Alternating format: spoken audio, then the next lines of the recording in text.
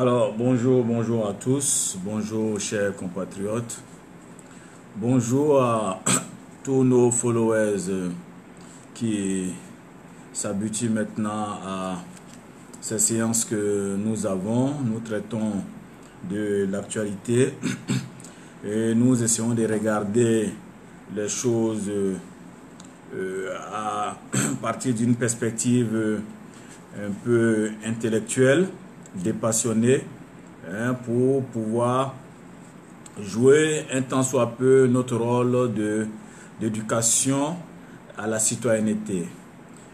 Alors, je voudrais donc vous saluer tous, Melo Zulutani, Arrigo Sidibé, Raphaël, Kwame Lucien, bonjour Kwame,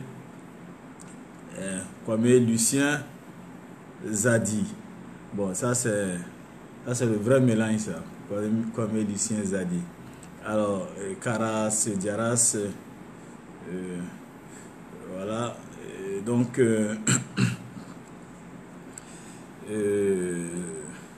Khan qui dit il y a trop de vidéomans. Ben, écoutez, je ne sais pas comment vous appelez ça, mais bon, je crois que aujourd'hui, il s'agit de pouvoir parler aux gens à partir de moyens de relais d'opinion.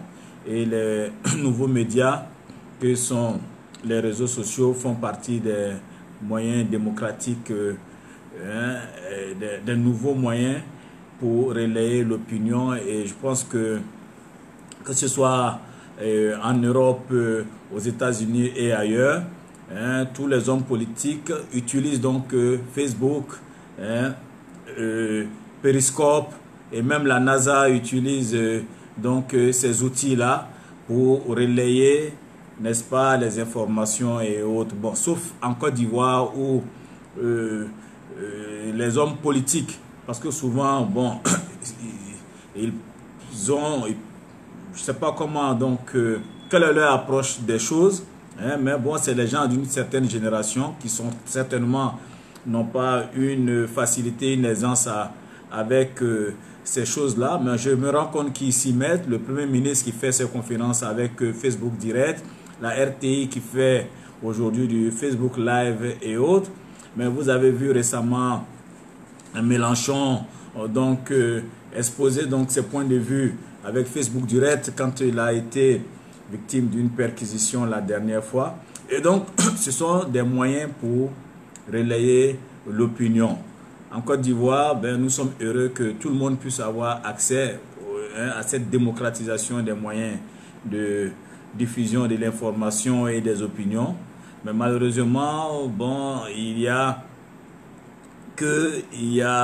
des personnes qui vraiment n'ont aucune crédibilité, aucune consistance pour parler dans l'espace public, aussi qui l'utilisent pour essayer de pervertir un peu ce moyen et donc jeter une sorte de discrédit sur ce moyen-là qui délégitime un peu ça. C'est dommage.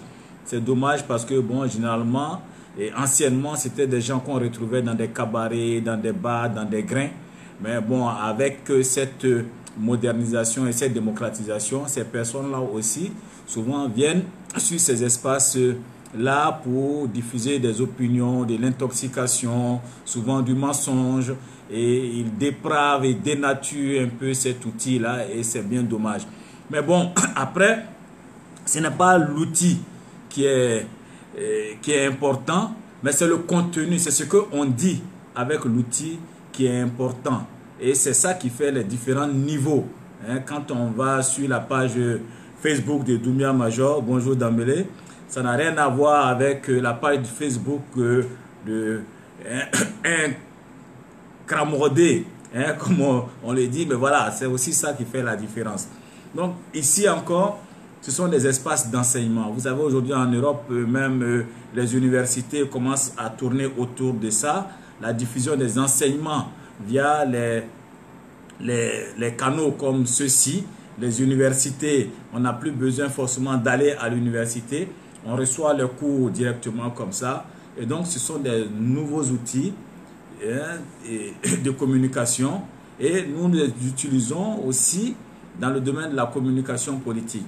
Bon, moi, avec plusieurs casquettes, Je l'utilise pour faire de la communication politique, mais aussi pour faire de la communication intellectuelle, parce qu'il nous arrive aussi dans le cadre de ce que nous appelons la vulgarisation de certains enseignements.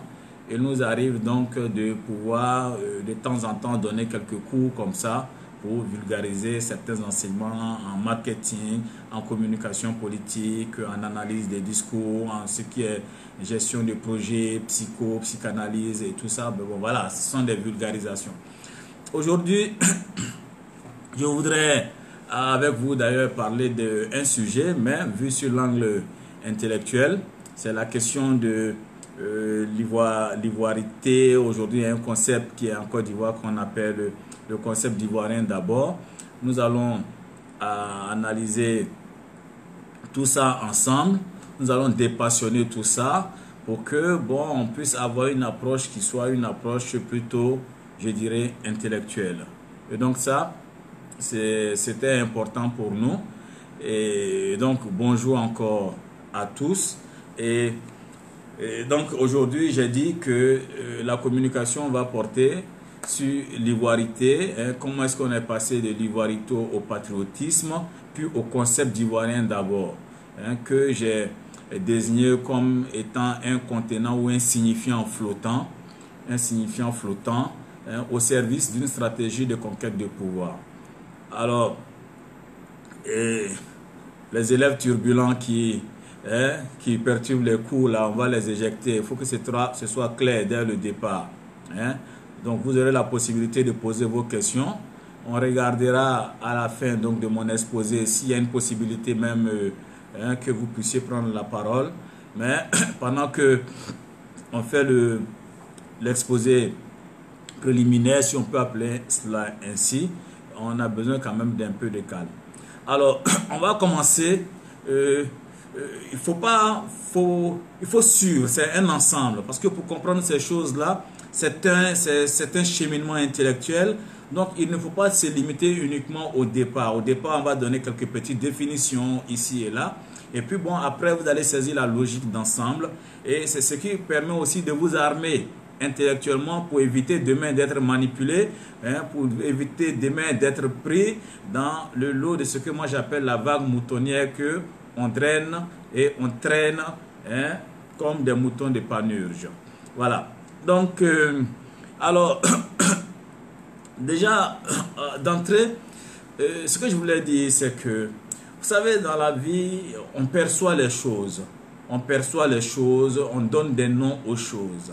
On perçoit la table, on perçoit le chat, on perçoit les couleurs et tout ça. Donc, on a des percepts.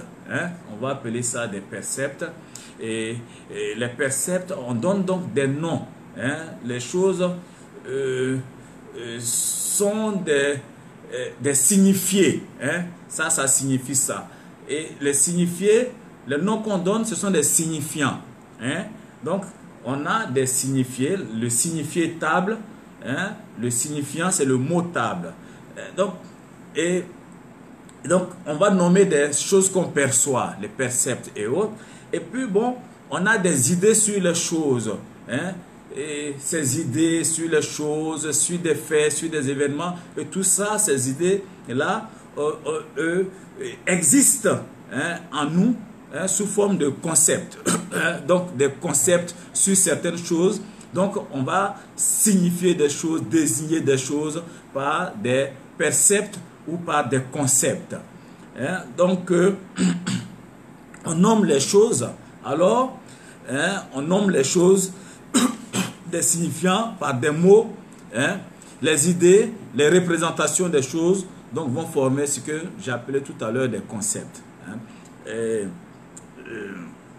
Donc, des signifiants d'idées. OK? Donc, ces signifiants d'idées peuvent être des signifiants précis. Ou des signifiants de choses peuvent être des signifiants précis. Donc, le chat, bon, vous voyez, c'est l'animal, le chat. Mais il y a des signifiants de certaines choses qui ne sont pas trop précises. Quand on parle de la démocratie, ce n'est pas une seule chose.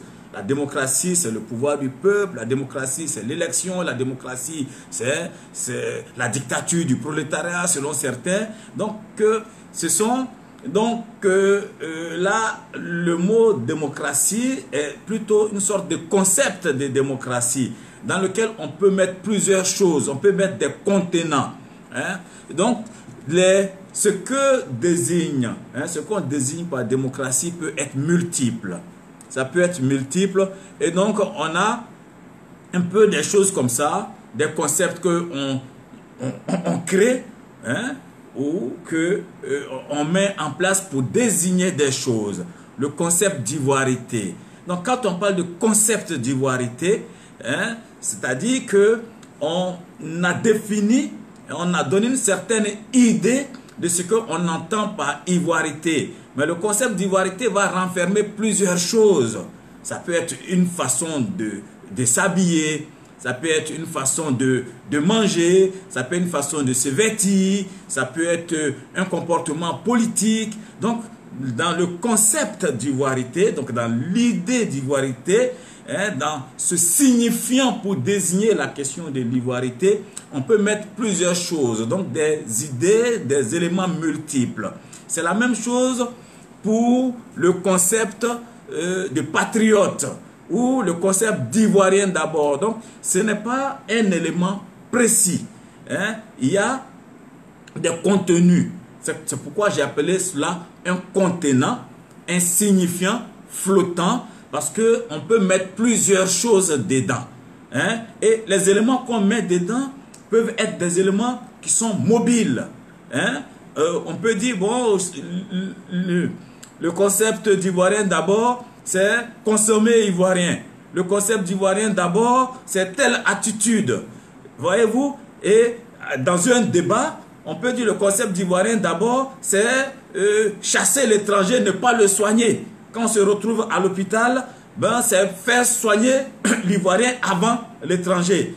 Le concept d'ivoirien d'abord, c'est dans sa région, il faut que ce soit les gens de la région qui passent avant ceux qui sont vus comme les halogènes. Voyez-vous, donc il y a ce qu'on appelle le contenant, ok, et le contenu. Donc on lance un concept et dans le concept, on peut mettre plusieurs choses. Ce qu'on met dedans peut être précis ou imprécis. Et dans le cas qui est celui du concept d'ivoirien d'abord, c'est un contenu imprécis, un contenu élastique, un contenu labile. Voyez-vous, donc il y a une mobilité, il y a un caractère dynamique des choses. De sorte que tu peux discuter avec la personne, tu lui dis, mais qu'est-ce que tu entends par ivoirité, qu'est-ce que tu entends par patriote, qu'est-ce que tu entends par ivoirien d'abord, ton concept. Il y a un qui va te dire, bon, ça veut dire ça. Il y a un autre qui va te dire, ça veut dire ça. Il y a un autre qui va te dire, non, ça veut dire autre chose. Certains vont poser la chose sur le plan culturel. Certains vont poser sur la chose, bon, on va, les élèves turbulents, on les éjecte. Alors, de la salle. Donc, vous avez vu, donc certains vont poser la chose sur le plan culturel. D'autres vont poser la chose sur le plan du patriotisme économique. Bon, c'est consommer ivoirien d'abord. D'autres vont voir ça sous forme d'emploi. D'autres vont voir ça sous la question de l'occupation des terres. Hein, le droit à la propriété. Hein, bon, l'étranger ne doit pas avoir droit à la propriété. Donc, c'est pourquoi on appelle ça un contenant flottant. C'est-à-dire que c'est une sorte de marmite dans laquelle on peut mettre tout et n'importe quoi. Chacun y met ce qu'il veut pour faire sa sauce. Voilà, donc c'est caractérisé par une sorte d'absence de fixité. Ce n'est pas circonscrit, c'est ce qu'on appelle des signifiants de mauvaise foi, hein, et de malhonnêteté intellectuelle. Parce qu'il peut dire, non, lui, selon lui, c'est uniquement culturel. Comme Bédier le faisait, et les gens du PDCI, quand ils se retrouvent à l'international dans les milieux intellectuels. Non, l'ivoirité, c'est un concept culturel, hein, qui regroupe, hein, le caractère de tout ce qui est ivoirien. Simple, c'est beau et autres, mais quand les gens se retrouvent à Tabou ou à l'autre bout, ça prend une autre forme. À Beaunois, ça prend une autre forme. Où on se dit, il faut chasser les gens pour ne pas qu'ils soient des chauffeurs chez nous, il faut qu'ils soient chauffeurs chez eux. Et on fait des mélanges et tout. Donc, Ce sont des concepts qui sont flottants, qui sont des signifiants labiles, mobiles, dynamiques, qui peuvent être dangereux à la fois. Parce que chacun y met sa sauce. Ceux qui n'ont pas d'emploi, ils mettent leur sauce. Ceux qui ont vécu des expériences douloureuses, ils mettent leur sauce. Et donc, c'est un contenant de camouflage. Un contenant de camouflage, un fourre-tout qui est élastique, dans lequel chacun met ce qui l'arrange, hein, et s'en sert pour mener sa guerre, hein, dans un faux semblant de consensus national. Hein, comme l'idée de Dieu, chacun dit Dieu, mais chacun y met sa sauce. Vous pouvez être tous à la mosquée, mais autant que vous êtes, vous pouvez ne même pas avoir la même conception de Dieu. Vous pouvez être tous en train de parler de démocratie, mais vous pouvez ne pas avoir la même conception de la démocratie. Voyez-vous, donc ce n'est pas circonscrit. Donc le concept en question n'est pas circonscrit. Hein? Et donc c'est un peu comme ce que nous avons appelé la notion d'ivoirité. Ce n'est pas circonscrit, ce n'est pas défini une fois pour de bon comme ça. C'est chacun qui met dedans ce qui l'arrange en fonction de ce qui l'arrange. Voyez-vous? Et donc, c'est valable pour la notion de patriotisme. Ça a été lancé par Babo Alex Aïtassi. Mais chacun y met dedans. Quand tu vas discuter avec les intellectuels du FPI, ils vont te présenter ça d'une certaine façon. Mais quand tu vas aller à Ouagayo, ils vont te présenter ça autrement. Quand tu vas aller à Tabou, ils vont te présenter ça, selon eux, leur sauce, comment ils l'entendent. Hein? Si tu te retrouves dans le Mont Peko, on va te présenter ça autrement. Voyez-vous? Donc, ce sont des contenants qui sont dynamiques, hein, dont le contenu est dynamique et les gens se le réapproprient, hein, pour les mettre à leur sauce. Les locuteurs se les réapproprient pour les mettre à leur sauce personnelle. Et donc, comment est-ce que les citoyens se réapproprient les notions d'ivoirité, les notions de patriotisme, ou aujourd'hui les notions, une autre notion, hein, qui est celle d'ivoirien, d'abord un concept nouveau, qui est lui aussi un contenant flottant dans lequel il y a tout et n'importe quoi. Ça se manifeste par la haine de l'étranger chez certains, pas chez tous. Hein? Donc pour eux, il faut mettre l'Ivoirien d'abord, il faut à l'hôpital, il faut soigner l'Ivoirien, quand il va faire le rang, il faut mettre l'Ivoirien devant, voilà, donc pour eux, pour certains c'est ça. Et cette haine de l'étranger va se transposer pour eux dans la haine de l'allogène. Quand je suis à Divo, c'est pas normal que, hein, il y ait un Libanais d'origine qui soit candidat à une élection. C'est parce que lui, il assimile l'Ivoirien d'origine qui est libanais là, à un étranger.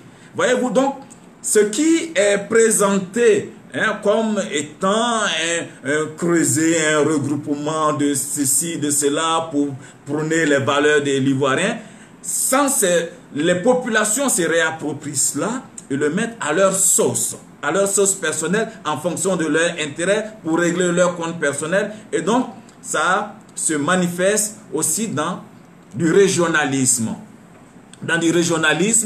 Et de ce qu'on appelle de l'autochtonie. Et on le voit par exemple à Bonois ou dans certaines villes où certaines populations vont estimer qu'il y a des gens qui sont des étrangers et qu'ils doivent avoir un traitement différent. Ils ne peuvent pas être transporteurs. Il faut qu'ils aillent construire des maisons chez eux. Donc on tombe dans une sorte de anti-allogénisation.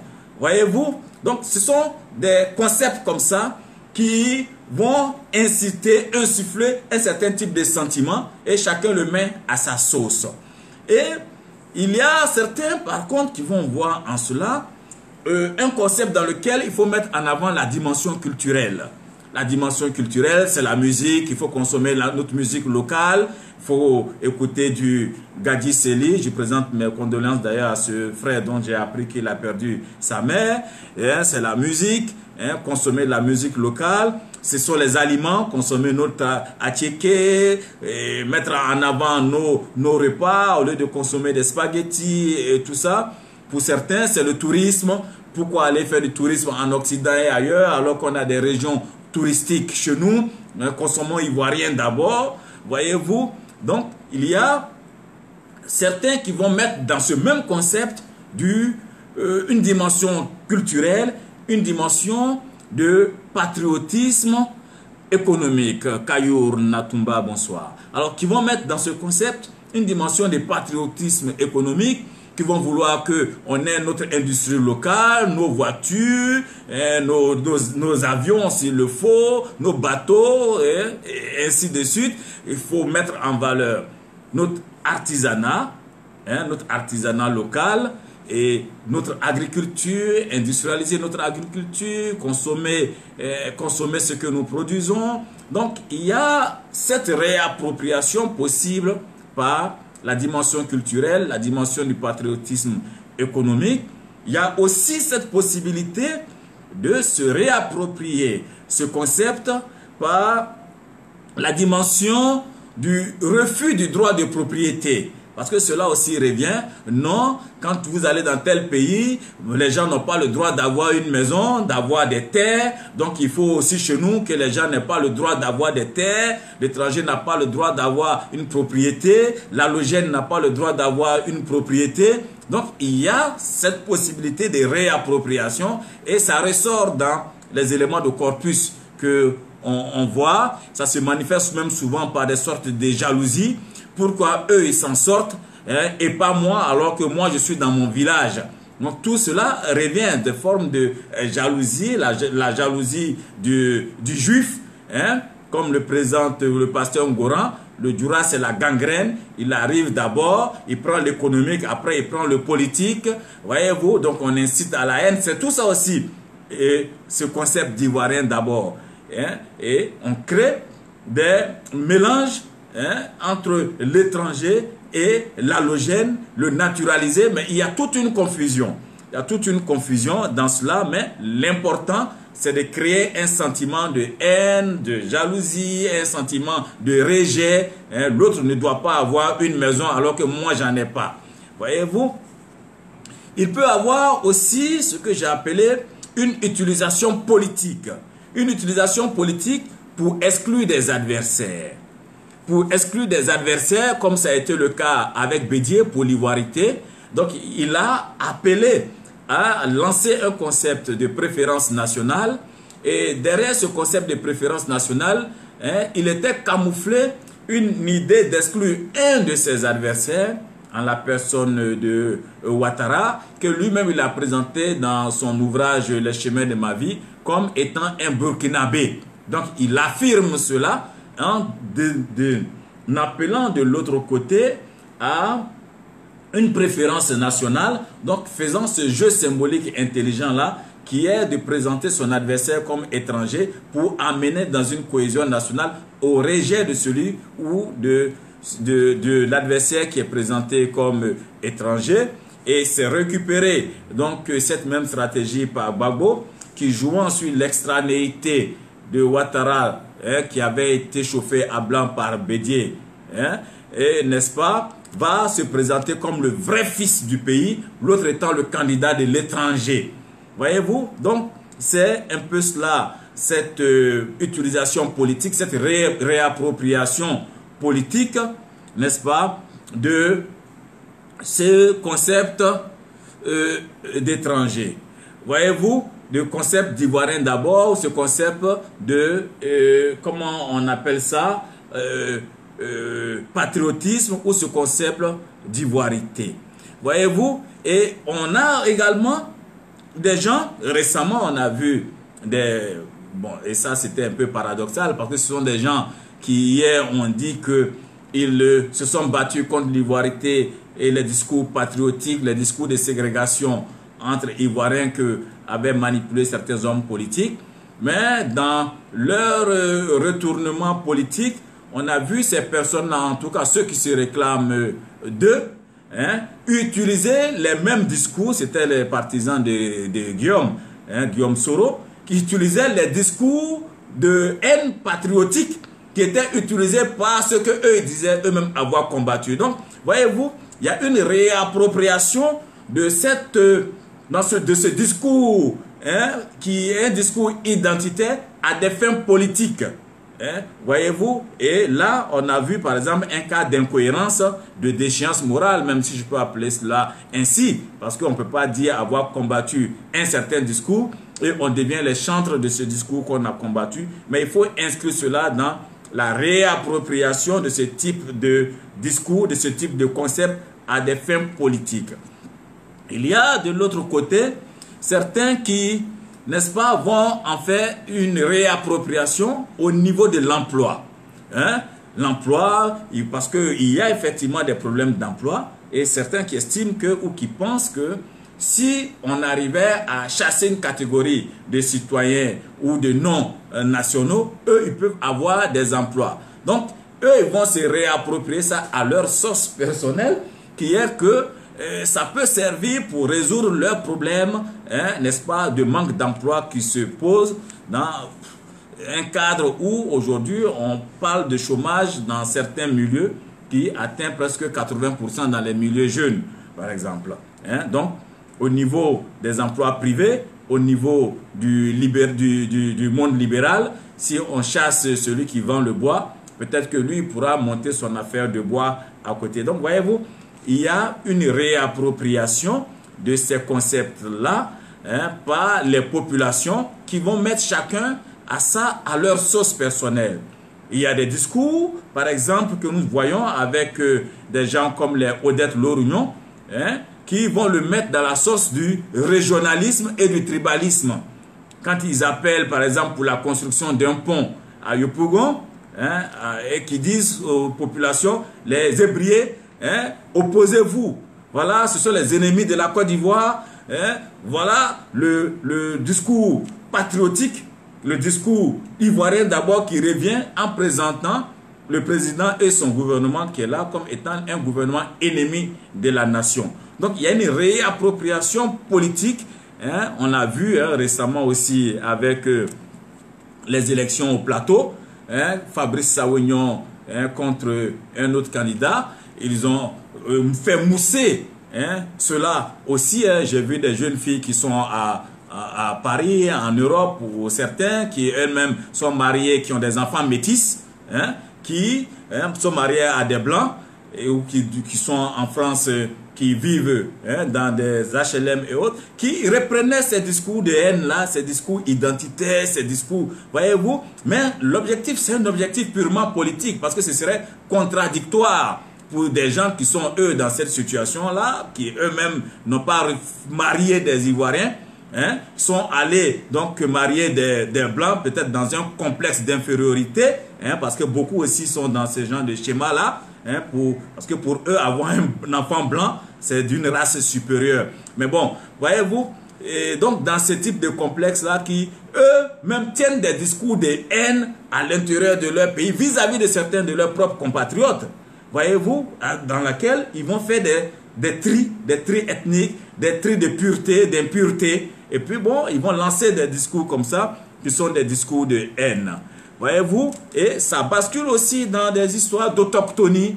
Hein, Marie-Odette Lorugnon, eux, ils ont le droit de faire des meetings dans nos régions. Nous, on n'a pas le droit de faire ceci. Bon, voilà, donc une femme comme ça qui a ses 2 enfants qui sont en Europe, qui tient des discours de ce type. Et ça va loin souvent avec des gens comme les Ngorans, hein, le pasteur Ngoran, qui je crois qu'il est arrêté maintenant, qui demandait à ce que nos compatriotes fassent comme en Afrique du Sud, où il fallait tuer les étrangers. Voyez-vous, donc ça est sur sa page Facebook, vous pouvez voir. Hein, ça apparaît aussi avec les histoires de Gbagbo, avec des slogans comme les vrais fils du pays. Hein, et hier, j'ai même vu certains qui sont allés jusqu'à dire que à l'hôpital, aux urgences, il ne faut pas soigner par ordre, n'est-ce pas, des gravités, mais par ordre des nationalités. Voyez-vous, c'était quand même, c'est un peu poussé, quoi. Et chez l'épicier, quand on fait le rang, il faut que ce soit le national qui passe avant. Ben, voilà, donc il y en a qui se le réapproprient jusqu'à le pousser dans des sortes d'apartheid. Hein, c'est-à-dire, eux, leur volonté diabolique un peu, c'est d'aller jusqu'à l'apartheid. Voyez-vous, donc ça va jusqu'à dans des formes de racisme chez certains. Mais, donc, ce concept-là, ou ces idées-là, voyez-vous, quand les gens se les réapproprient, ça prend une autre forme. Il y a tout dedans. Mais quand vous allez discuter avec quelques intellectuels, ils vont dire non, voilà ce que ça fait, ça résume ceci, ça reprend cela, il y a telle ou telle personne qui sont concernées et tant. Ben voilà. Mais en réalité, voyez-vous, ce type de contenant flottant, il est difficile de débattre intellectuellement parce que leur contenu est mobile, labile. Voyez-vous, élastique. Et ils peuvent changer le contenu en fonction de l'interlocuteur ou de la situation dans laquelle, n'est-ce pas, il se trouve, et la population se le réapproprie, n'est-ce pas, différemment. Et tout ça, souvent, c'est l'expression de multiples frustrations. La réalité, c'est ça. C'est l'expression de multiples frustrations.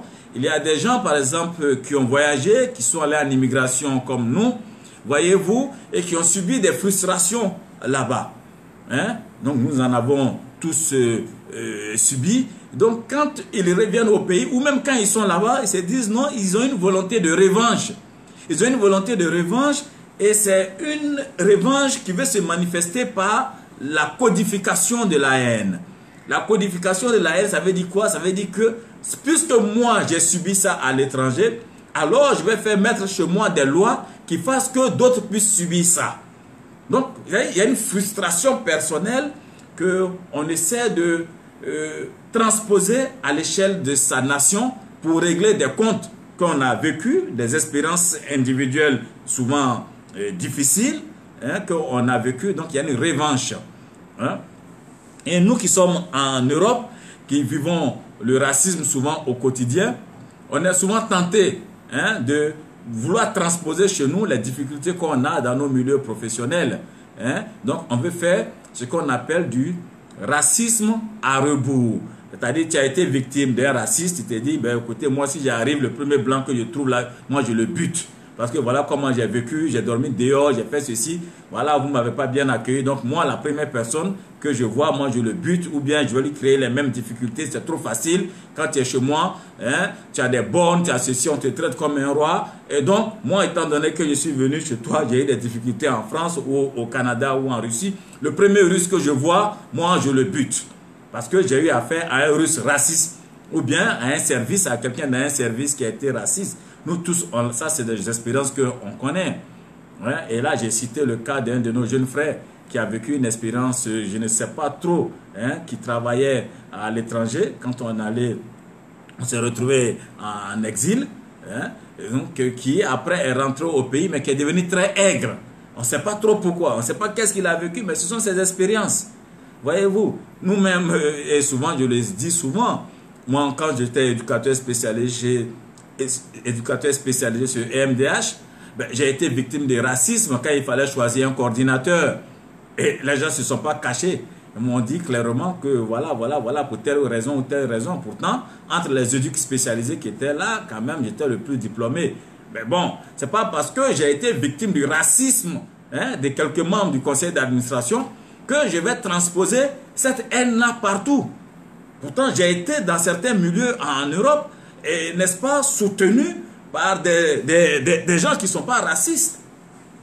Et j'ai un autre exemple, c'est quand je faisais mon doctorat, pendant ma deuxième année de doctorat, je suis tombé sur un président d'université qui était très raciste, qui pour aucune raison, sans raison, n'est-ce pas, a décidé que je ne me réinscrive pas en deuxième année de thèse alors que mes travaux se passaient très bien. Je suis venu avec mon lit, mon sac de couchage à l'université Paris 12. Je lui dis, mais non, moi j'ai fait déjà 1 an, j'ai fait mon master ici, j'ai fait 2 masters ici. Ben, écoutez, j'ai eu de très bonnes moyennes pour m'inscrire en thèse. Mon directeur de thèse, il est là. Donc, oui, je ne peux pas comprendre que sans me donner une raison valable, sans motivation, on décide que je ne sois pas accepté pour faire ma deuxième année de thèse, alors que j'ai un ami qui est là, qui s'appelle Ronnie, qui est le docteur Ronnie Scholl. Souvent, je vous présente ses photos, il est marié à une Kenyane là, qui est maintenant en Angleterre. Bon, Ronnie est venu d'Allemagne, Ronnie ne parlait même pas français. C'est nous qui l'aidions pour pouvoir traduire ses thèses. Bon, voilà, donc comment est-ce que moi, mon dossier est rejeté? C'était du racisme, j'en ai été victime. Je suis allé faire un piquet de grève carrément à l'université Paris 12. Ils nous envoyaient la police, me menottait, me sortit une fois. Le lendemain, je suis revenu. Ben écoutez, j'ai amené titre l'université. Et finalement, le conseil d'universitaire a été informé par ce que cette dame-là faisait, qui était la présidente de l'université. Voyez-vous que j'avais eu moi-même comme prof en master, je ne dirai pas son nom. Voyez-vous, qui a d'ailleurs fait recaler certains de nos compatriotes que nous avions aidé à s'inscrire là-bas en leur donnant des moyennes bizarres là. Bon, bref.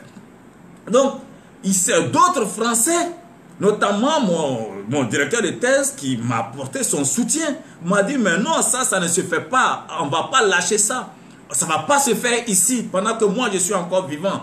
Mon directeur de thèse devait aller à la retraite 2 ans plus tard. Il dit, non, ça ne va pas se faire. Donc, ce sont les Français qui nous ont soutenus contre d'autres racistes français. Et je suis venu, j'ai fait ma thèse. Ils l'ont déclaré qu'elle soit membre même de mon jury. Et je ne l'ai jamais revue dans mon jury. Voyez-vous? Donc, ce n'est pas parce qu'on a été victime de racisme de la part de quelques individus qu'on va généraliser et qu'on va prendre ça pour dire on va se venger. Voilà, donc il y a tout ça qui est possible, hein, qui s'est fait. On transpose souvent des haines, des expériences personnelles, hein, des difficultés personnelles qu'on a vécues, n'est-ce pas? On voudrait transposer ça chez nous pour nous venger. Hein, pour nous venger. Et d'ailleurs, c'est en cela que certains de nos compatriotes qui sont allés au Gabon, qui sont allés dans certains pays, qui ont vécu des expériences difficiles. Et nous, depuis que nous on était petits, il y avait les histoires des Gabonais d'abord. Mais ce que je voudrais dire aux uns aux autres, vous-même quand vous regardez l'histoire des Gabonais d'abord, vous allez au Gabon. Moi, je ne suis jamais mis les pieds au Gabon. On me dit au Gabon, c'est le Gabonais d'abord, c'est lui qui passe en premier, c'est lui qui passe premier à l'hôpital, c'est lui qui passe... Vous-même, quand vous voyez ça là, vous êtes frustrés. Nous sommes frustrés lorsqu'on voit ça. Voyez-vous? Et il y a qui? Alex Tia, bon, je crois qu'on va mettre un peu d'ordre. Il se trompe de sujet, lui. Voilà. Donc, il est un peu hors sujet, on va mettre de l'ordre. Donc, quand vous voyez les histoires des Gabonais d'abord et tout ça, nous sommes frustrés, nous sommes gênés d'entendre ce genre de choses. Pourquoi? Parce que cela va contre la raison. Cela va contre le bon sens. Cela va contre les valeurs humaines. Mais si on est frustré, c'est parce que ce n'est pas bon. Que des gens soient dans un pays et qu'on soigne des gens, non pas par ordre de gravité, mais par ordre de nationalité. Mais ça, ce n'est pas une bonne chose. Moi, je ne vois pas comment on peut accepter ça. Moi, je ne l'accepte pas. Je ne l'accepte pas que dans un pays, on puisse mettre en place des lois ségrégationnistes contre d'autres humains sous prétexte qu'il faut Gabonais d'abord. Il y en a qui m'a dit au Ghana c'est comme ça. Je ne sais même pas si c'est vrai. Je ne crois pas hein, que ce soit vrai qu'au Ghana, les gens ils vont te laisser mourir pour soigner leurs frères d'abord. Je ne crois pas à ça. Mais peut-être que c'est possible. Peut-être. Mais vous-même, est-ce qu'on doit dans la vie copier ce qui n'est pas bon? Est-ce qu'on doit dans la vie copier les comportements sauvages? Moi, je ne crois pas. Je ne crois pas. Pour moi, dans la vie, on doit tirer les sauvages vers l'humanité. On doit tirer des gens qui ne sont pas civilisés vers des comportements civilisés. On doit se moquer d'eux pour dire, mais vous êtes des animaux chez vous. Vous ne respectez pas l'humain. C'est-à-dire, vous êtes comme des loups dans votre meute où c'est vous qui passez avant les autres humains. Vous n'avez aucun respect pour les autres humains. Vous n'avez aucun respect pour les autres humains. Les humains civilisés ne se comportent pas comme ça. Les humains se valent. Donc ce n'est pas une histoire du Gabonais d'abord. C'est une histoire de celui qui est venu, qui est en rang avant. C'est une histoire de celui dont le cas est plus grave. Tu peux même être Gabonais, être avant la personne, mais quand son cas est plus grave que le tien, ben, tu acceptes qu'on le soigne avant toi parce que lui il peut mourir. Donc au nom de quoi, hein, de quelle animalité, de quel réflexe animal, tu vas laisser un humain mourir sous prétexte qu'il est de nationalité différente. Non? Quand vous voyez ces comportements barbares, ces comportements sauvages, rétrogrades, des comportements d'animaux pareils là, il ne faut jamais chercher à copier ça. Ce sont des animaux qui se comportent comme ça. Des humains sérieux ne se comportent pas comme ça. Quand vous allez dans un pays arabe et qu'ils traitent des gens comme des animaux, vous n'avez pas à copier ça, vous avez à décrier cela. Mais vous ne dites pas, on va reproduire ça. Quand je vais venir chez moi, je vais reproduire ce comportement animal. Ce comportement de sauvage, le comportement barbare. Ça, ce n'est pas des modèles. Ce n'est pas des exemples à suivre. Si ça vous choque, que vous êtes parti, vous avez vu ça et que ça vous a choqué, c'est parce que c'est sauvage. Des humains civilisés ne se comportent pas comme ça. Voilà pourquoi vous, ça vous a choqué. Vous avez été victime. Mais quand vous avez été victime de ça, il faut chercher maintenant à tirer ces gens que vous considérez comme des gens non civilisés vers l'humanité. Si les Ghanéens se comportent comme ça, c'est un comportement des gens non civilisés. Il faut chercher à les tirer vers l'humanité. Et comment tirer des sauvages vers l'humanité? Comment tirer des sauvages vers l'humanité? C'est leur appliquer partout la réciprocité. Voilà. Donc nous, Ivoiriens, nous n'avons pas à dire Ivoiriens d'abord en copiant des comportements de sauvages et de barbares, des comportements de gens non civilisés. Nous, Ivoiriens, nous devons dire l'humain d'abord. L'humain d'abord. Quand on se met en rang, que le gars il soit russe ou truc, s'il est plus vieux que toi, tu lui cèdes la place, même si c'est un vieux russe. Parce qu'on a été éduqué au respect des anciens. Peu importe sa nationalité. Vous voyez une femme enceinte, tu ne dis pas moi d'abord. Tu lui donnes la place parce que c'est un humain, c'est une femme enceinte. Quand tu vas à l'hôpital, il y a quelqu'un qui est sur le point de mourir. Tu ne dis pas parce que c'est moi, le Baoulé, le Djoula, le Guéré, le Yacouba, l'Ivoirien, qu'on doit me soigner avant lui. Tu dis non, soignez-lui là avant moi. Moi, ça peut attendre. C'est ça l'humain. C'est ça l'être civilisé. Mais on ne se comporte pas comme des animaux parce que je suis allé au Congo. Les gens m'ont maltraité au Congo. Moi, j'ai été maltraité au Congo. Mais je ne vais pas transposer le comportement sauvage que j'ai subi au Congo chez moi. Je vous ai dit qu'on m'a même obligé à payer des photos de Sassou pour mettre dans, dans ma société. Des photos de Sassou pour mettre dans ma société. Pour moi, c'était barbare, rétrograde. Mais je ne vais pas venir dans mon pays pour demander à des Congolais qui y sont, il faut obligatoirement payer des photos de mon président pour mettre dans ta société. Parce que chez vous, c'est comme ça, vous m'avez fait ça. Pour moi, c'est des sauvages. Pour moi, c'est des gens qui n'ont pas atteint un certain niveau de civilisation qui fait qu'ils peuvent prendre des photos de leur président pour mettre dans une société privée comme si c'était une entreprise d'État. Voilà, je les regarde de haut, je les regarde comme des gens qui sont sauvages. Ça, je le dis franchement, mais je ne vais pas me rabaisser à leur niveau en venant trouver des Congolais pour dire, ben, comme j'étais chez vous, vous m'avez obligé à payer la photo de Sassou à 80 000 francs pour mettre dans ma boutique. Donc, il faut mettre la photo de mon président dans votre boutique. Ici, c'est chez moi. Je ne vais pas faire ça. Pour moi, c'est l'humain d'abord. Pour moi, j'ai vu quelqu'un qui a un certain niveau. Ben, je vais montrer par mon comportement que bon, chez nous, on ne fait pas ça. Chez nous, on a atteint un niveau de démocratie, de civilisation qui fait qu'on ne prend pas la photo des présidents pour mettre dans la boutique de quelqu'un. Voilà, on n'est pas comme ça. Nous, on n'est pas à ce niveau-là de dictature où un président, c'est comme un dieu dans le pays. Et puis, bon, les gens doivent le vénérer partout. On met sa photo dans les boutiques. Il faut être au Congo pour avoir des comportements aussi rétrogrades. Donc, je les regarde de haut comme des gens non civilisés. Mais je ne vais pas transposer ce comportement que je considère comme sauvage, barbare et rétrograde dans mon pays. C'est de ça qu'il s'agit. Alors, pour nous, c'est l'humain d'abord. Mais, moi, je le dis, et ça, il faut, pour moi, le sauvage, là, il faut le tirer vers la civilisation. C'est pourquoi j'ai dit, pour des gens qui se comportent comme ça vis-à-vis de nos compatriotes, il faut souvent mettre ce qu'on appelle la loi de réciprocité. Il faut mettre la loi de réciprocité. Et la réciprocité est acceptable. Si un pays applique des mesures de restriction vis-à-vis de nos citoyens, tu mets visa 600 000 francs pour nos citoyens, on met visa 600 000 francs pour toi, tes citoyens, et toi seul. Quelqu'un qui est en Guinée équatoriale, il met des visas ou je ne sais pas, des cartes de séjour, 1 million pour nos concitoyens.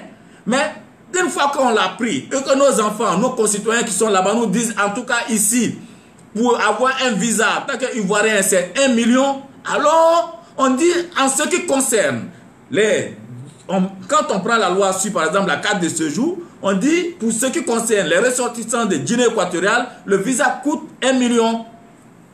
Voilà, ça c'est la réciprocité, pour que eux ils comprennent que ça ne se fait pas. Ça c'est la loi de réciprocité. Mais les autres ne sont pas concernés. C'est comme ça on tire des sauvages vers la civilisation. Des gens qui, dans leur pays, n'ont pas réfléchi pour mettre des lois humaines là. Quand on leur applique la réciproque de ce qu'eux ils ont fait, ça amène à comprendre.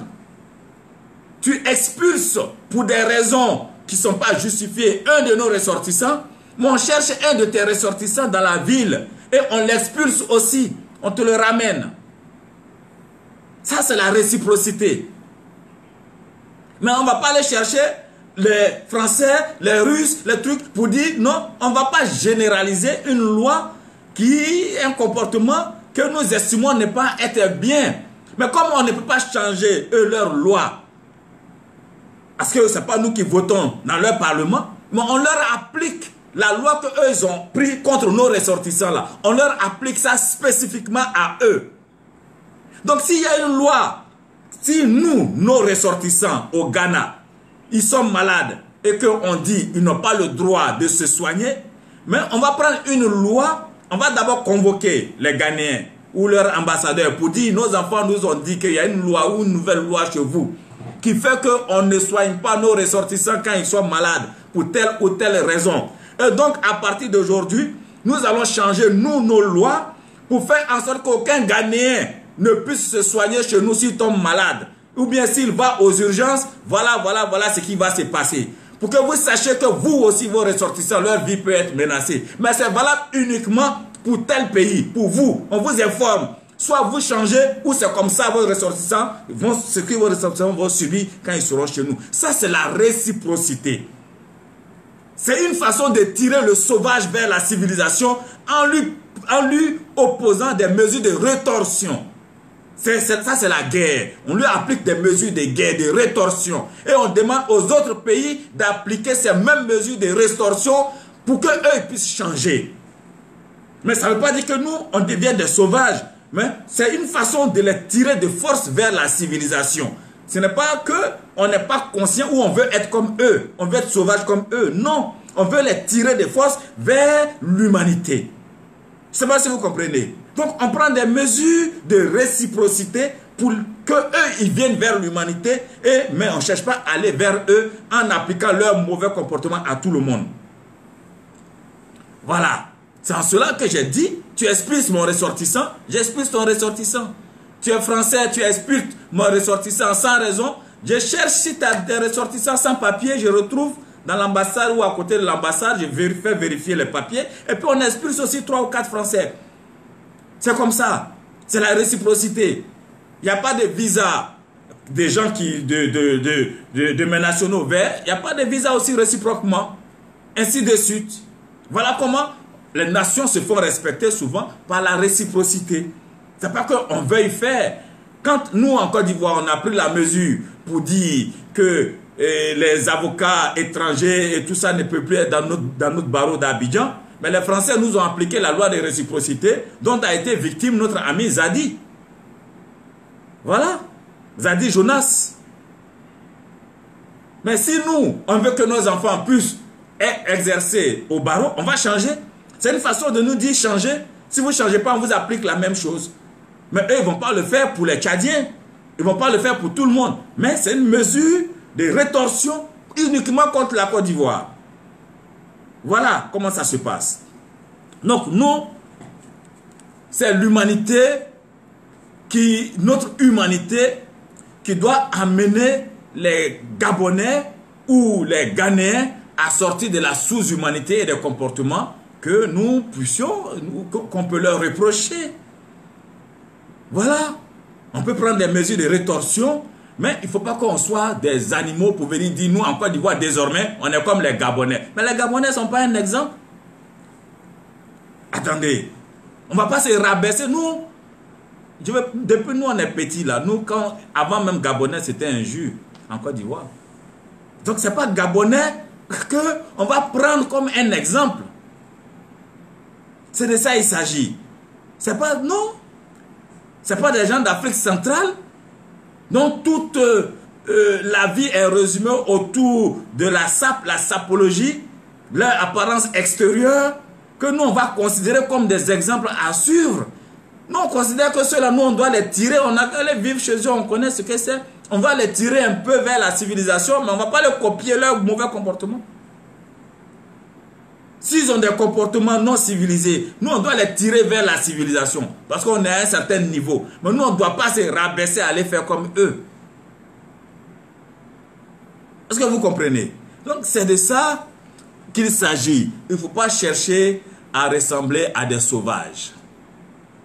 Qu'ils soient des sauvages français, qu'ils soient des sauvages congolais, ou qu'ils soient des sauvages gabonais. En France, en Amérique, il y a des sauvages, il y a des barbares, il y a des gens encore qui ont des mentalités grégaires, il y a des gens encore qui sont pour la préférence des couleurs de peau. Ils considèrent qu'eux, ils sont des êtres supérieurs, les autres sont des sous-hommes.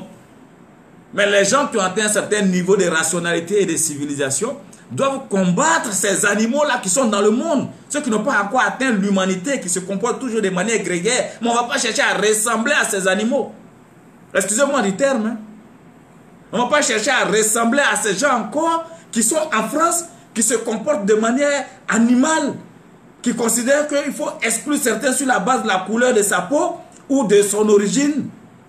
Il y a des gens en France qui voudraient dans le bus que toi tu ne t'asseyes pas. Parce qu'eux ils n'ont pas eu de place. Eux ils voudraient ça.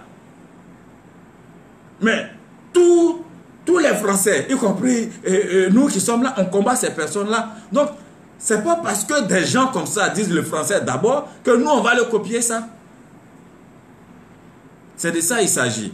Alors, il faut tirer les gens vers la civilisation et non copier des gens qui ne sont pas civilisés. Il faut tirer les gens vers l'humanité et non copier des gens qui n'ont pas d'humanité. Donc, c'est sauvage identitaire, c'est xénophobe, c'est raciste, c'est haineux. Il y en a en France, il y en a au Canada. Il y a une qui a été recadrée récemment par le Premier ministre canadien. Celle qui disait non, le Québec d'abord. Le Premier ministre lui a rappelé que ce pays-là, c'est un pays d'immigration. Voyez-vous, il y en a aux USA, peut-être même au sommet de l'État.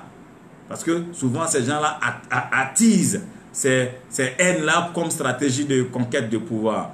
On doit les combattre ensemble. Et non chercher à, n'est-ce pas, à leur ressembler. Voilà ce que je tenais à dire sur ces choses-là. Parce que il y a une chose, et c'est ce que j'appelle le chemin de l'humanité. Le chemin de l'humanité, la direction de l'humanité, c'est le progrès. C'est le progrès humain et non la régression. Le progrès vers la civilisation et non la régression vers la barbarie et la sauvagerie. Donc nous devons aller vers plus d'humanité et non reculer dans l'affectif, dans le système limbique, dans l'émotionnel, dans le grégaire, dans la tribu, l'autochtonie, les replis communautaires, les guerres de religion, les guerres de tribus, les replis avec une altérité, où l'autre est un loup pour nous, où on doit le tuer pour exister. Non, on ne doit pas aller vers ça, on doit aller vers plus d'humanité. Plus d'humanité, le monde change, le monde est en train de changer. Hier, ce n'était pas comme ça.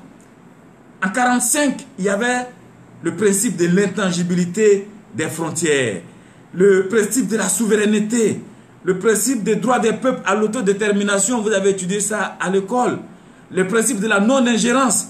Mais aujourd'hui, les humains ne sont plus à ce niveau des principes de 1945. Aujourd'hui, on a compris, les humains ont compris que nous avons des choses en partage. Nous avons des valeurs en partage. Nous avons l'environnement en partage. Quand des oiseaux sont malades en France, mais quand il fait froid là-bas, ben, ils vont migrer Ils ne vont pas tenir compte des frontières. Ils peuvent transposer des maladies. Quand il y a une centrale nucléaire qui a un problème en Russie, on ne peut pas bloquer les nuages de Tchernobyl sur, n'est-ce pas, l'espace territorial russe. La nature va conduire ces nuages-là vers d'autres cieux. Et ça peut entraîner des dégâts ailleurs. Il y a des problématiques de la faim. Aujourd'hui, on comprend que quand des gens ont faim, quand il y a des guerres, ça crée l'immigration. Donc la solution doit être mondiale. La question de l'emploi et le coût du temps de travail. Quand le capital voyage et qu'il exploite des travailleurs ici, dans le monde, en Chine, ça peut créer la misère en France. Donc, il y a de nouvelles problématiques, il y a de nouvelles réflexions sur la question énergétique. Le tarissement des énergies fossiles pour bientôt. Qu'est-ce qu'on fait? La question de l'eau, la gestion de l'eau dans le monde, la question du nucléaire, la question des forêts. Parce qu'on sait que la forêt d'Amazonie, la forêt de Côte d'Ivoire n'est pas utile uniquement aux Ivoiriens ou aux Brésiliens, mais c'est utile à toute l'humanité. Voyez-vous, les droits de l'homme, on ne peut plus laisser quelqu'un, sous prétexte qu'il est dans son pays, prendre des armes lourdes pour tuer des gens. Il y a l'ingérence humanitaire. Le monde a changé. Le monde est en train de changer. Aujourd'hui, quand on parle de taxes carbone, même l'industrialisation des nations doit tenir compte aujourd'hui des dimensions écologiques qui concernent toute l'humanité. Donc, nous sommes en train, l'humanité civilisée, en train de recréer un autre monde, de revoir les rapports de coopération, les rapports d'échange entre les peuples. Parce que nous sommes un. On a une planète dont nous sommes des propriétaires collectifs. Donc, il faut voir les rapports humains autrement. Ils doivent être plus civilisés, vers plus de partage, vers plus de coopération, vers plus de réflexion conjuguée ensemble pour trouver des solutions ensemble à des problèmes qui nous concernent tous. On n'est pas dans le repli. L'humanité ne va pas vers le repli et ne doit pas aller vers le repli. Les intelligences humaines ne doivent pas tirer le monde vers le repli identitaire, repli territorial. Non, on doit aller vers plus de civilisation, plus de coopération, plus de solidarité, plus de réflexion ensemble. Blanc, noir, des pays voisins et autres. On doit aller vers plus de réflexion ensemble. C'est ça la civilisation. Il ne faut pas être des humains de régression. Au moment où l'humanité est dans sa composante la plus éclairée, nous tire vers plus de coopération, vers plus de solidarité, vers plus de partage, vers plus de réflexion commune pour trouver des solutions aux maux de l'humanité. Voyez-vous? Et donc pour nous, il y a une interdépendance. Il va falloir trouver des solutions humaines aux problèmes des humains. Et la preuve en est qu'aujourd'hui, l'opinion publique n'est plus locale. L'opinion publique est mondiale. Nous sommes en Côte d'Ivoire, nous sommes en France, nous sommes aux États-Unis. Nous sommes intéressés par des choses qui se passent en Birmanie. Nous sommes intéressés par des choses qui se passent au Cameroun. Nous sommes intéressés par des choses qui se passent en Afrique du Sud. On se soulève tous pour dire que ce n'est pas normal de brûler des humains en Afrique du Sud. L'humanité est autre chose aujourd'hui. On n'est plus dans les années 40. On n'est plus dans les réflexions des années 40. Donc il faut vous libérer des réflexions des années 40. Il ne faut pas aller copier des sauvages, des gens qui sont dans la barbarie. On combat les sauvages qui sont dans l'extrême droite en Europe, partout. Quand l'extrême droite gagne quelques victoires, l'humanité se rassemble pour dire qu'il y a danger. Alors, on ne va pas les régresser tout de même. Oui, souvent, nous disons qu'il faut taper du poing, il faut prendre des mesures de rétorsion, des mesures de réciprocité pour amener des gens à comprendre qu'ils ne sont pas seuls sur la terre. Hein, comme on dit chez nous, quand tu danses avec l'aveugle, de temps en temps, il faut lui marcher sur le pied pour qu'il sache qu'il n'est pas le seul sur la piste. Mais c'est pour les tirer vers l'humanité. Donc, je suis d'accord pour les mesures de réciprocité. Pour amener des gens à comprendre que l'humanité a des valeurs, il faut respecter la valeur humaine partout. Que des gens soient en France, que des gens soient au Koweït, où des gens se comportent comme des sauvages souvent, ou le Maghreb, où certains se comportent comme des sauvages. Souvent, il faut prendre des mesures de rétorsion juste pour les éduquer, comme la loi éduque, avec des mesures, des sanctions souvent. Mais ça ne veut pas dire que nous-mêmes, on devient des sauvages. Ça ne veut pas dire que nous-mêmes, on devient des sauvages.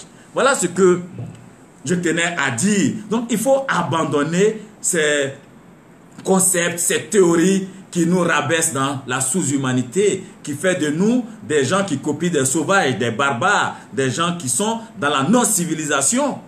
Non, on peut demander à nos États de prendre des mesures de rétorsion vis-à-vis des gens qui ont des comportements sauvages, mais on ne les copie pas.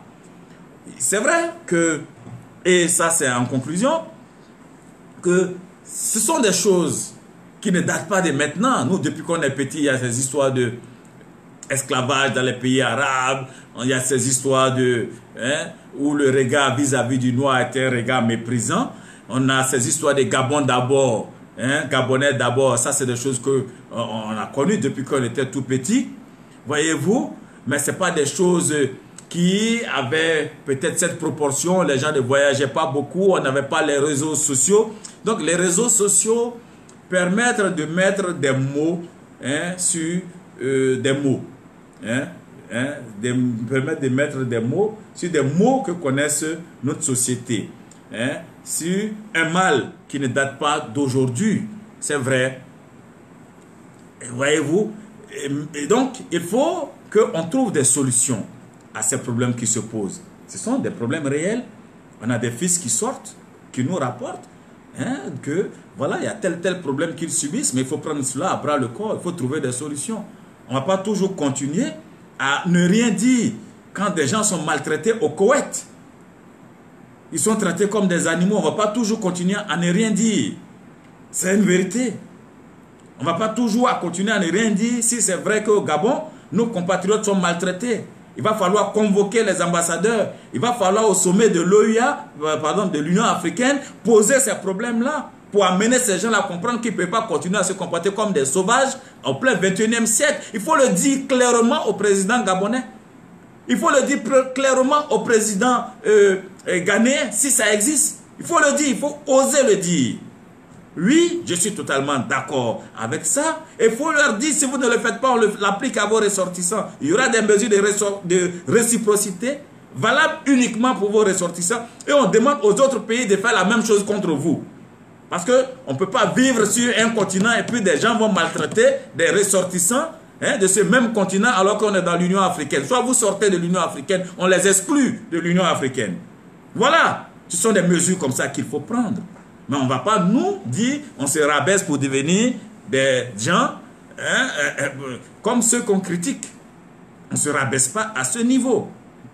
Voyez-vous, c'est ce que je tenais à dire sur cette question. Il y a aussi le caractère manipulateur de ce type de concept. Voyez-vous, qui est un concept fourre-tout. Un concept fourre-tout, n'est-ce pas, autour duquel certains tentent de créer un consensus national. Les haineux vont mettre leur haine dedans. Les ivoiritaires d'avant vont essayer de mettre leur haine dedans. Les gens qui ont des problèmes d'emploi vont mettre leurs problèmes d'emploi dedans. Parce qu'ils veulent régler des comptes au Diallo qui est là. Si lui, il peut prendre sa boutique, c'est pas le problème. Voyez-vous? Donc, il y a plein de problèmes comme ça. Des gens qui ont des problèmes de terre avec telle personne. Donc, voyez-vous? Et des hommes politiques vont vouloir manipuler cela comme stratégie de conquête de pouvoir. Et je vous ai dit, les Odette Lorignon, les gens du FPI, beaucoup de gens du PDCI, etc., vont vouloir utiliser ça comme une stratégie pour renverser un pouvoir politique qui est là. Voyez-vous, et régler leur compte, se saisir de ça, se mettre dans un camp contre un autre. Voilà. Et donc, c'est de la manipulation. Utiliser les frustrations des gens dans des voyages, les frustrations des terres, les frustrations, essayer de mobiliser telle personne, des jeunes qui sont sans emploi et autres. Mobiliser tout ça dans un concept fourre-tout, comme stratégie de renversement de leurs adversaires politiques, stratégie de conquête de pouvoir. Donc, c'est ce qui fait de ce genre de concept des concepts dangereux. Parce que c'est des concepts de manipulation derrière. Des concepts n'est-ce pas, de mauvaise foi en même temps. Parce que comme ce sont des concepts qui sont des concepts que j'appelais des contenants flottants, on met tout dedans. Quand on veut faire ressortir le côté haineux, bon, ils peuvent dire non, c'est pas haineux, mais c'est juste côté de revendication d'un patriotisme économique. Quand on montre les limites de tel côté, ils mettent en avant le côté de revendication culturelle, comme faisait le PDCI avec l'ivoirité. Voyez-vous, donc ce sont des choses qu'on connaît. Ce sont des choses qu'on connaît. On connaît le fonctionnement de ces choses-là. Et évitons donc d'être les sujets de manipulation de la part des individus, de la part d'individus qui sont tapis dans l'ombre, qui suscitent, mais qui savent où ils vont avec ce type de concept. Parce qu'en réalité, les problèmes sont différents. Chacun y vient mettre, n'est-ce pas, la chose à sa sauce. Et puis bon, il y en a qui estiment ou qui pensent pouvoir utiliser ça comme stratégie de règlement de comptes ou de conquête de pouvoir. Je voudrais aussi dire aux uns aux autres, il faut éviter de donner aux Occidentaux la chicotte qu'ils vont utiliser pour nous taper. Pourquoi je le dis? Parce que je l'ai dit la dernière fois, tout ce qui se fait, se dit, s'écrit aujourd'hui, le monde est devenu un village planétaire. Le monde est devenu un village planétaire et le monde est devenu un village planétaire et tout ce qu'on écrit, ça se voit, ça se lit, ça se dit. Et donc, il ne faut pas qu'on soit étonné un matin que les concepts qu'on lance en fonction du contenu, le contenu qu'on met dedans, ces contenus fourre-tout, souvent qui sont des contenus haineux, que certains veulent utiliser pour régler des comptes à leurs voisins, à des allogènes ici, à des étrangers par là, à des ethnies différentes par-ci, par-là. Voyez-vous, comme je vous l'ai dit, chacun l'utilise à sa sauce. Voyez-vous, c'est ça qui en fait des concepts dangereux, des concepts de division de la nation finalement. Voyez-vous, c'est pourquoi il faut s'en libérer. Il faut s'en libérer. Et donc,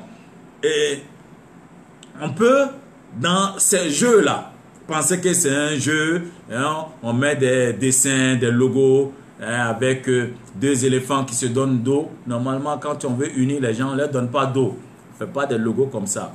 C'est-à-dire, l'analyse même de l'image, ces logos-là ne sont pas bons pour l'unité de la nation. Et puis de couleurs différentes. On veut être même dans le pays. On ne veut pas être différent et puis se donner dos pour se combattre. On veut être rassemblés. Bref, je disais qu'il ne faut pas donner aux Occidentaux les armes. Parce que les Occidentaux, là, il y en a aussi des sauvages. Comme il y en a chez nous des haineux, des gens qui sont au niveau primitif, là, il y en a en Occident. Et le Front National, les gens de l'extrême droite qu'il y en a chez nous, ils sont fondus dans des partis classiques. L'extrême droite chez nous, avant existait en tant qu'extrême droite avec les PP Paul, le parti nationaliste ivoirien et puis le parti de Baïtagro, le parti républicain. C'était ça l'extrême droite. Mais l'extrême droite a disparu aujourd'hui chez nous et il est comme un monstre invisible qui de manière nomade se glisse dans les partis politiques classiques. Le FPI par-ci, le PDCI par-là, il y en a même qui sont dans le RDR. Donc c'est une sorte d'extrême droite tentaculaire et mouvante qui, n'est-ce pas, est cachée pour véhiculer la haine chez nous. En Europe, l'extrême droite a un visage. En France, c'est le Front National. Ce sont des gens comme les Zemmour, les Marine Le Pen. Donc ne donnons pas la possibilité, la chicotte à ce genre de personnes-là pour qu'ils disent un jour, voyez-vous, moi j'ai plein d'Européens, j'ai plein d'amis français qui sont sur mon mur, qui sont dans les partis politiques et français, qui regardent mes vidéos, qui suivent souvent les débats que nous faisons. Donc ils lisent tout ce qui se passe. Il ne faut pas que demain, ces personnes-là disent, ben, écoutez, chez vous là, voilà, vous êtes des racistes, vous êtes des haineux, voilà ce que vous dites, on va vous appliquer ça chez nous. Voyez-vous, on va vous appliquer ça. Moi, je suis très content quand mes amis ont des emplois en France. L'enfant de Lorignon, Odette, quand il a eu son emploi, il m'a appelé pour me dire, grand frère, je viens d'avoir un emploi. Mais bon, voilà. Sa fille s'est mariée à Lyon. Voilà, ils vivent là-bas, dans des HLM et tout. Ben, on est heureux que ces gens soient là-bas, qui vivent. bien, d'une certaine façon, qu'ils aient des emplois au moment où des Français sont au chômage. Ce sont des emplois des Français que vous pouvez occuper des Français qu'ils occupent. Mais imaginez-vous que ces discours que nous tenons, ces discours d'extrême droite que nous tenons chez nous là, que eux ils commencent maintenant à le répéter chez eux parce que déjà ils le font. Déjà ils le font. Maintenant que nous leur donnons des éléments pour dire bon, voilà eux-mêmes voilà ce qu'ils disent chez eux. Nous là chez nous, les nationaux même là, on quoi? On a quoi ici? Ta carte d'identité là, ça te sert à quoi? À part voyager et te promener. Pour ne pas qu'on t'arrête. À part ça là, il n'y a pas d'allocation retraite pour quelqu'un de celui-ci. Bon, il est dans le privé ou il est dans le milieu libéral. Il n'y a pas de RMI dessus ou de RSA. Pour dire on va te donner de l'argent si tu es résident ou si tu as une carte d'identité nationale. Voyez-vous, il n'y a pas à faire d'allocation pour enfants ou allocation de rentrée. Il n'y a aucune aide sociale qui est rattachée à notre pièce d'identité, notre situation de nationale. Donc, quand on vit chez les gens, hein, et s'il n'y a pas quelqu'un qui va te donner un logement social parce que tu es sur le territoire national en Côte d'Ivoire, ça n'existe pas. Donc, il n'y a pas de droits sociaux rattachés à nous-mêmes, notre propre citoyenneté. Il n'y a pas de droits sociaux. Par contre, nos compatriotes, quand nous on vit en Europe, il y a des droits sociaux rattachés à notre simple présence légale là-bas. Il y a des droits sociaux. Les enfants qui naissent là-bas, ils ont l'allocation familiale. Ils sont scolarisés gratuitement. L'école est gratuite. On leur donne les cahiers, les livres, on donne à leurs mères. On leur donne chaque rentrée 400 et quelques euros comme allocation de rentrée scolaire. On leur donne des logements pendant que des Français dorment dehors dans la rue. On leur donne le RSA quand ils n'ont rien. Quand ils n'ont pas d'argent, on leur donne le RSA, ça doit être 400 euros ou 500 euros maintenant, je ne sais plus. Voilà, mais on leur donne de l'argent pour vivre dignement. Le seul fait que tu sois sur ce territoire, leur territoire là, eux te donnent de l'argent pour que tu puisses vivre. Que tu sois même pas la nationalité, ta simple présence là-bas te donne droit, quand tu es légalement là-bas, à ce qu'on te donne le minimum vital pour que tu puisses vivre dignement. Donc, ils sont logés dans les logements des ancêtres des Blancs. Certains de nos compatriotes votent là-bas. On ne va pas venir dire parce que tu t'appelles Coucougnon, donc tu ne votes pas en France. Si tu as la nationalité, tu votes, tu es dans le rang, ça ne va gêner personne. Donc, si nous qui payons nos maisons là-bas, que les gens nous disent que parce que nous, on allait au Gabon ou je ne sais pas au Koweït, on a vu des lois sauvages là-bas où on dit l'étranger n'a pas le droit de payer des maisons. Et que nous, on veuille venir appliquer ça chez nous, sous prétexte qu'il y a des gens qui, dans leur pays, disent que l'étranger n'a pas le droit de payer maison. Donc, nous, on va venir appliquer ça chez nous. Et que les Occidentaux, là, nous disent, bon, écoutez, comme vous, dans votre pays, là-bas, l'étranger n'a pas le droit de payer maison ou d'avoir droit à la terre. Donc, nous, on vous applique la même loi ici. Donc, tous nos compatriotes qui sont là-bas, qui ont payé des maisons. Donc, ça veut dire quoi? On sera victime de nous-mêmes, hein, des comportements qu'on a eu chez nous. 420 euros. Ok, très bien, merci. Voyez-vous, si demain, au niveau de l'emploi, les gens nous disent il faut forcément de l'emploi aux Français d'abord et que c'est des restes d'emploi que nous, on doit prendre. Et que si vous êtes en concurrence, hein, ou que vous travaillez et qu'un Français a son diplôme qui correspond à votre domaine d'activité, ben, vous êtes obligé de quitter là pour donner la place aux Français. Au niveau des logements, on ne regarde plus le fait que la priorité soit donnée aux femmes seules, aux gens qui ont des enfants et autres, mais qu'on regarde d'abord la nationalité. Donc il faut loger tous les blancs d'abord avant de loger les noirs. Ou bien même les noirs n'ont pas le droit d'avoir des logements sociaux là-bas parce que ce n'est pas les maisons de leurs ancêtres. Ils font quoi dans ces logements sociaux? Donc les gens peuvent nous appliquer la réciprocité des idioties que nous sommes en train de crier ici et là, parce qu'on l'a vu au Gabon. Au lieu de chercher à tirer les Gabonais vers la civilisation, nous on veut établir ça comme loi. Et donc demain, on sera surpris de voir Marine Le Pen ou bien Éric Zemmour sortir des imprimes écrans pour dire ben voilà ce que des Noirs eux-mêmes disent, les Africains eux-mêmes disent, qu'il doit être des lois dans leur pays. Donc appliquons-leur les lois qu'eux-mêmes ils prônent. Ils n'ont pas le droit de voter, Parce que, bon, voilà, le gars, il est arrivé. Moi, j'ai des amis qui sont ici, qui étaient avec moi ici, qui ont pris la nationalité, qui votent tranquillement, ça ne dérange personne. Il y a des filles qui sont en France, qui chaque jour tiennent des discours de haine. Quand vous allez sur leur profil, ce n'est que la haine. Mais quand il y a les élections, ils prennent leur carte d'électeur, ils vont voter, ils vont choisir le président des Français. Et elles ne se gênent pas. Mais quand elles voient un Zamtaogo dans une liste électorale en Côte d'Ivoire en train de s'aligner pour aller voter, mais elle est révulsée, elles ont la haine. Comme si la nationalité avait un lien avec l'origine de quelqu'un.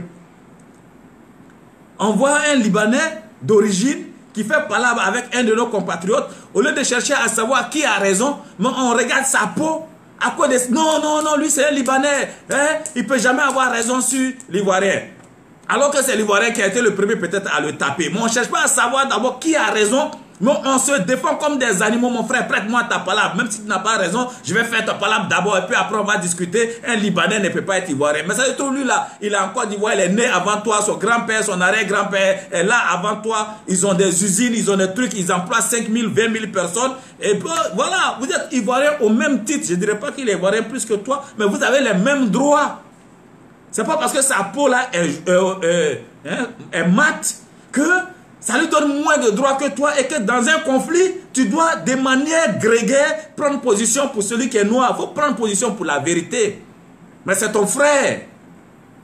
C'est ton frère. Il contribue au développement de la nation comme toi. Le jour il sera hors la loi, la justice sera implacable vis-à-vis de lui. Si la justice est laxiste, il faut demander à ce que la justice soit correcte avec lui. C'est tout. Mais s'il y a un concours d'ENA là, c'est pas parce qu'il est blanc qu'il n'a pas le droit de passer le concours d'ENA comme toi. Il a le droit de passer le concours d'ENA comme toi. Il a le droit d'être préfet comme toi s'il il est admis au concours d'ENA comme toi. Mais pourquoi ça tu n'arrives pas à l'accepter à cause d'une haine irrationnelle? La citoyenneté n'a rien à voir avec le fait qu'il soit d'origine libanaise et qu'il soit venu du Liban. Voilà. Donc il faut vous libérer de ce genre de comportement et puis comprendre que on peut nous-mêmes dans ce monde global planétaire là, n'est-ce pas, on peut prêter le flanc pour que des gens appliquent à nos compatriotes des comportements que nous-mêmes nous sommes en train par idiotie en train de faire mousser de notre pays, alors que on peut demander de la réciprocité et régler des problèmes d'emploi, des problèmes de voyage, des problèmes de cadre de séjour qu'on impose. On peut demander la résolution, mais autrement, mais pas en faisant une globalisation à travers une dynamique de haine dans des concepts qui sont des concepts vraiment de rabaissement vers l'animalité. Ce sont des concepts de rabaissement vers l'animalité. Voilà comment je regarde ça. Voyez-vous? Alors, l'autre aspect, après cette dimension, c'est de se dire, est-ce que le PDCI ou le FPI sont une véritable alternative crédible à qui peut profiter, n'est-ce pas, ces discours identitaires-là? Parce qu'eux, ils sont en embuscade, ils se disent, ça va leur profiter. Mais est-ce qu'eux-mêmes, ils sont une alternative crédible à qui peut profiter ces discours de haine, de manipulation et tout ça? Est-ce qu'ils sont crédibles? Là, on peut répondre à la question à travers leur bilan. En termes d'emploi, en termes de social, qu'est-ce que vous avez fait pour les Ivoiriens? Quand vous étiez au pouvoir, au PDCI, qu'est-ce que vous avez fait? Votre bilan. Aujourd'hui, est-ce que nos paysans ont une retraite paysanne? Est-ce que vous les avez considérés comme des humains? Est-ce que vous avez considéré nos paysans comme des humains, comme des Ivoiriens? Parce que si tu considères les paysans comme des Ivoiriens et comme des humains, toi, tu ne peux pas avoir une retraite et puis priver les paysans de retraite. Toi, tu ne peux pas avoir une MUGEFSI pour te soigner, une mutuelle, et puis priver les paysans qui ont fait le développement de cette nation d'assurance maladie. Donc, vous avez bâti la nation en considérant une catégorie sociale des nationaux comme des animaux, comme des bêtes corvéables à souhait, comme des esclaves de la nation. Voilà la réalité. On vous a confié la gestion de la nation. Pendant combien d'années, qu'est-ce que vous avez fait pour les nationaux? Qu'est-ce que vous avez fait? Au lieu de venir aujourd'hui utiliser des écrans de fumée, des concepts qui mobilisent l'émotion, l'affectif, le tribal, le grégaire, en croyant que ça va créer une vague, une dynamique dans laquelle les gens ne vont pas regarder votre bilan passé, votre gestion et vos compétences. Exposez ce que vous avez fait. Est-ce que vous avez considéré, vous dites Ivoirien, Ivoirien, Ivoirité, Ivoirité, d'abord ceci. Est-ce que vous avez considéré nos compatriotes comme des Ivoiriens? Non. Vous avez volé les deniers publics. Est-ce que vous avez mis une équité salariale? Parce que si vous considérez ces Ivoiriens-là comme des humains, là, vous allez mettre l'équité salariale dans le pays. Est-ce que vous avez mis en place un système d'équité salariale? Quand vous étiez au PDCI au pouvoir, là, vous les enfants d'eux, cette bourgeoisie de Cocody et de la Riviera, qu'est-ce que vous avez fait pour les pauvres? Les gens qui sont à Yaoséi, les gens qui sont dans les champs, à Nyamke Konakro, à Krikoko, à Bobolilié, à Kokwezor, à Zebizekou, à Galibré et ailleurs. Qu'est-ce que vous avez fait pour eux pour les relever à la dignité humaine? Vous avez mis quoi en place?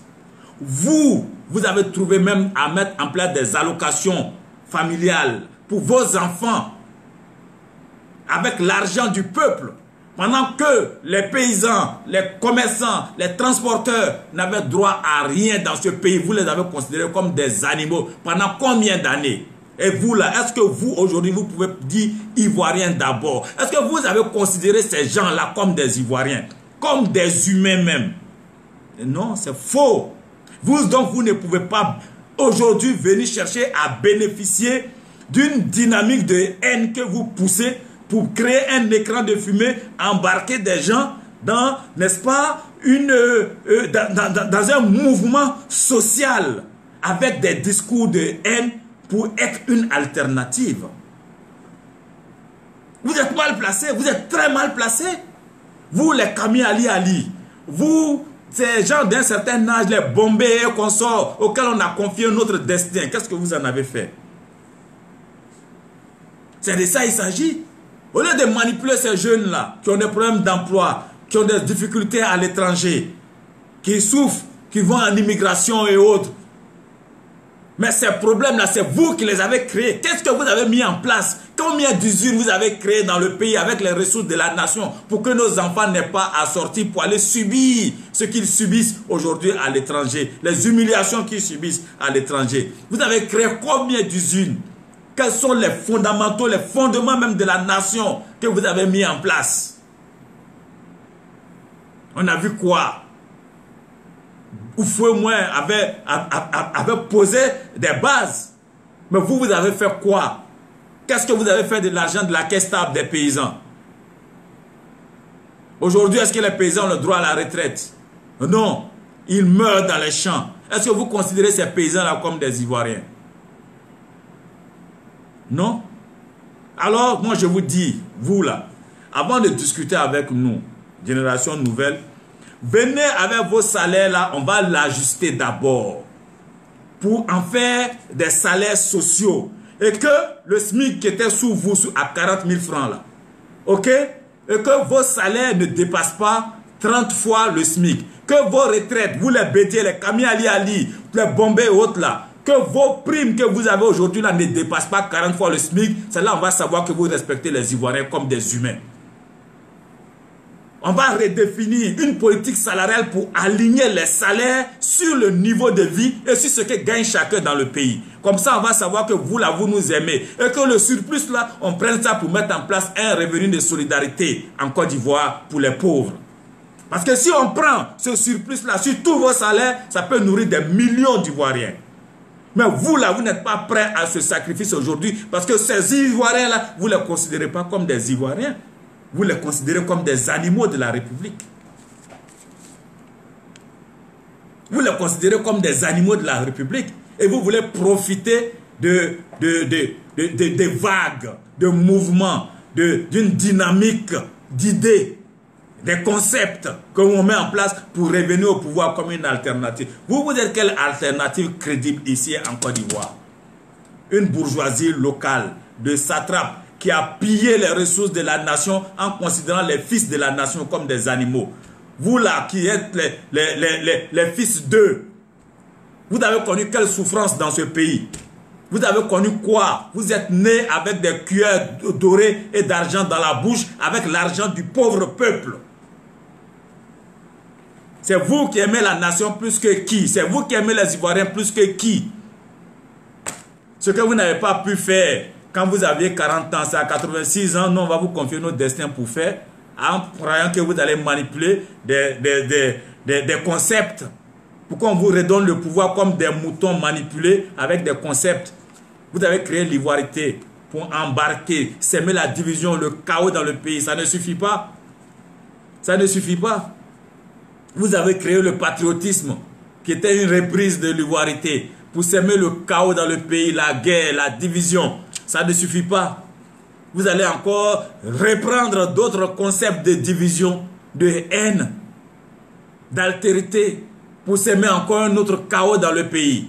Mais vous, est-ce que vous êtes une alternative? C'est ça la question fondamentale.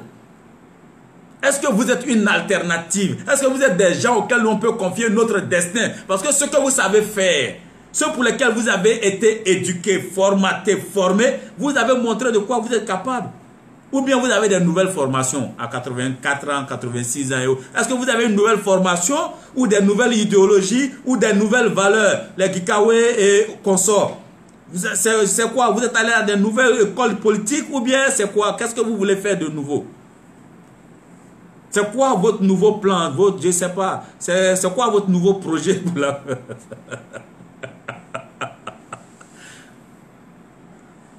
Voyez-vous, chers compatriotes, j'appelle les uns et les autres à la lucidité. J'appelle les uns et les autres à la lucidité. Il ne faut pas se laisser manipuler par des gens du passé qui sont à court d'arguments, qui créent ces écrans de fumée là, qui créent ces dynamiques.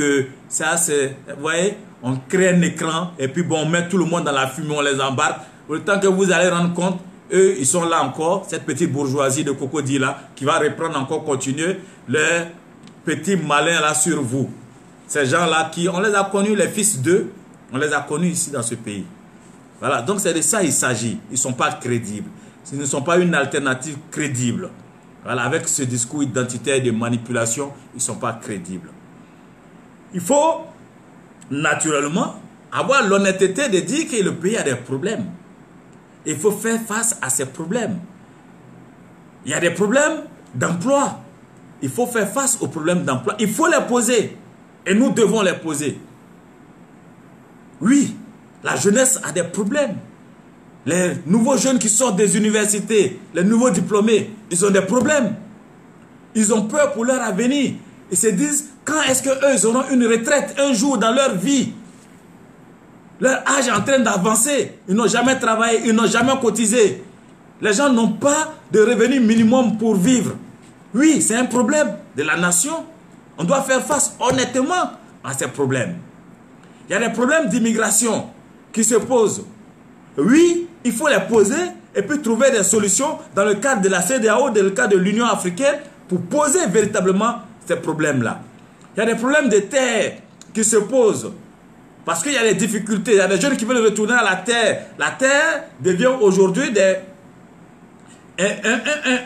un problème parce que, bon, voilà, certaines terres ont été vendues, cédées par-ci, par-là. Il faut poser ces questions. Il faut les poser. La dernière fois, je suis allé à Nyamke Konakro, où j'ai vu les jeunes, tous sont devenus des orpailleurs clandestins. C'est un problème qui est là. Quittez pas. Oui.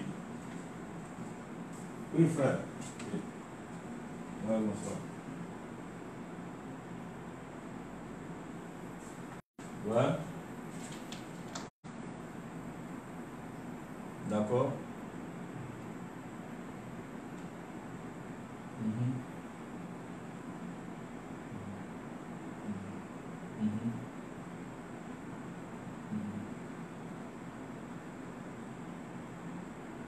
Bah ouais. Très bien, très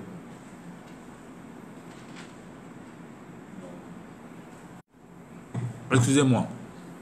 Donc voilà, chers frères, chères sœurs, il y a des problèmes. Effectivement, on doit essayer de poser ces problèmes-là, trouver des solutions.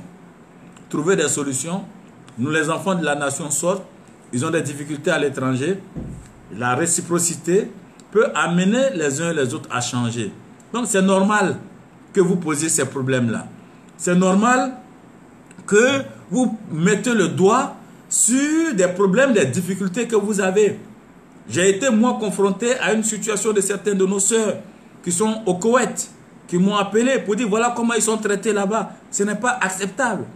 J'ai interpellé le gouvernement pour qu'il puisse convoquer les ambassadeurs de ces pays. Parce qu'on ne peut pas accepter que en 2018, on traite des gens comme si on était au 17e, 18e siècle. Des Africains. Les gens manquent de considération pour nous. Et ce n'est pas acceptable.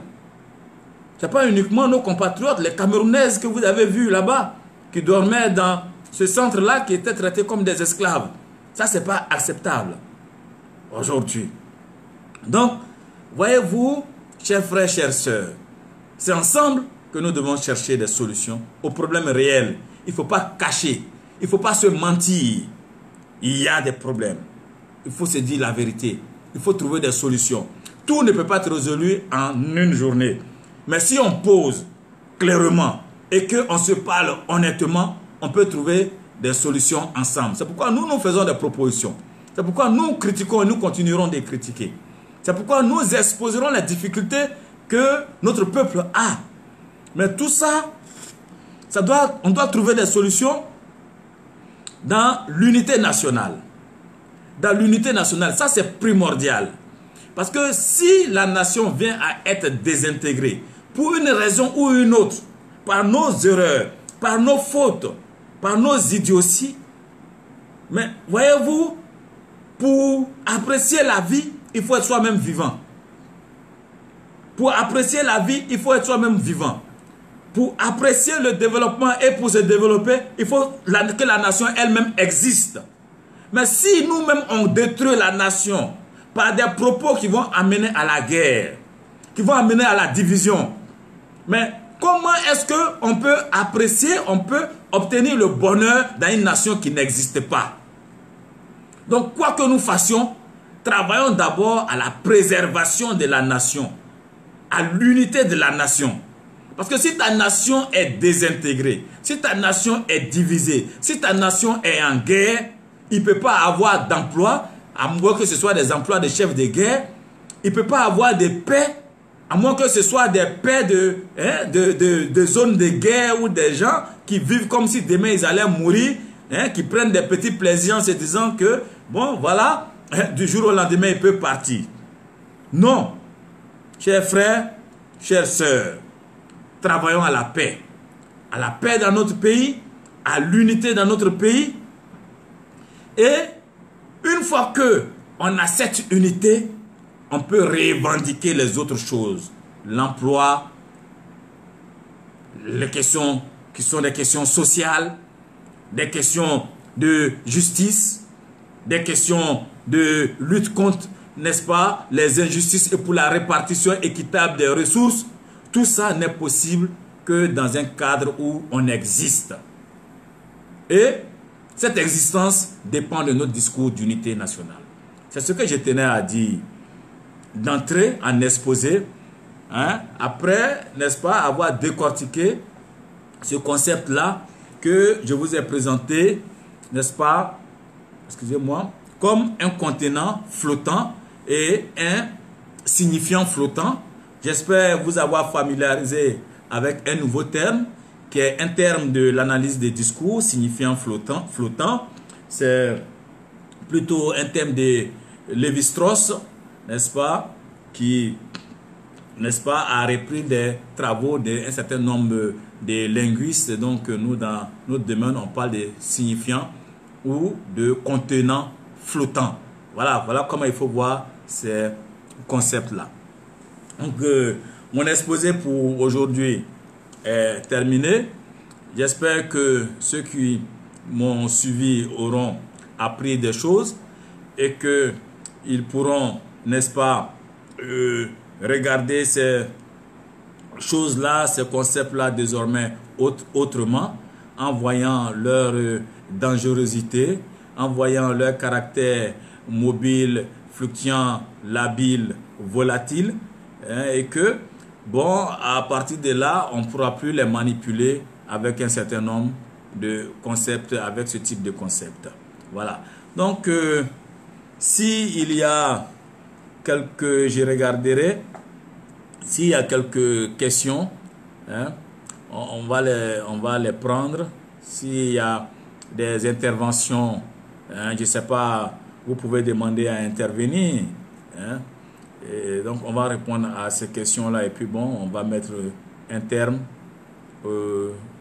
à la communication, à l'échange, au partage pour aujourd'hui. Je vais regarder l'heure. Faut voir l'heure. Ça fait combien de minutes que je parle? Parce que bon, souvent quand je suis lancé, hein, voilà. On regardera le timeline. Il est 19 h à ma montre. Donc j'ai toujours l'heure de France. Il faut retirer 2 heures. Donc il est 17 h. Voilà. Donc,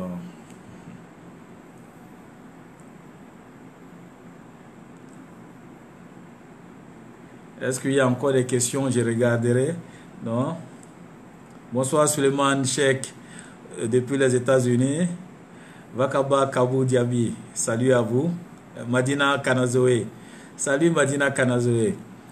Ousmane Sanogo, salutations fraternelles. Moukedi, salut à Moukedi. J'espère vous avoir apporté un petit plus à vous tous. Alassane Diomandé qui dit qu'il veut intervenir.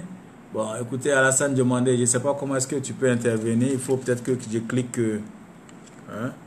Si